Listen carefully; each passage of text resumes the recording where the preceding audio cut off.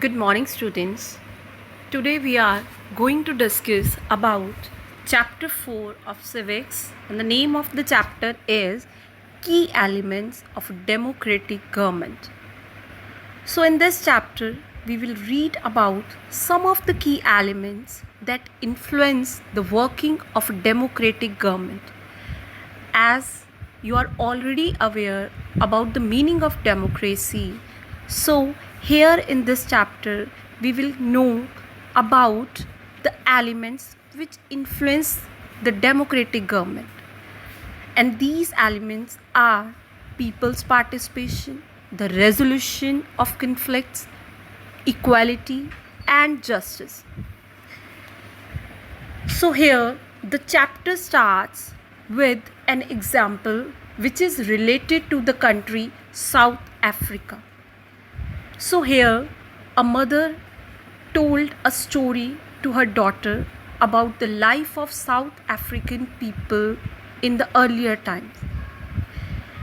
As we all aware that South Africa is a country that has people of several races. There are black people who belong to South Africa and whites who came there to settle, and Indians also who came as laborers and traders. But once an incident happened in South Africa where one boy was killed. He was shot by the police because he was black.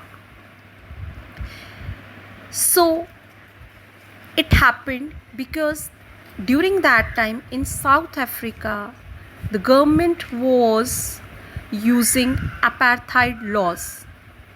So what does apartheid means? Apartheid means the separation on the basis of race. South African people were divided into white, black, Indian and colored races. And as per the laws, these races were not allowed to mingle with each other. They were not allowed even to live near each other. And moreover, there was a separation of hospitals also for the white and black. The ambulances which were used during that time, those ambulances were also very different for whites as they were well equipped, but for the black it was totally different. Africans were forced to speak the language which were the whites were speaking. So they were forced even to change their language also. The main discrimination was in the South Africa with the non-whites, that they were not allowed to vote. The best land of the country was also reserved for the white people, and the black people had to live on the worst available land of the country. It means the blacks and the colored people were not considered to be equal to whites. So this all was regarding the differences which the Africans, means the black people, faced. So as in this chapter I have told you in the starting that the mother is telling a story to her daughter. So what happened to that boy who was a black and who was killed by the police? The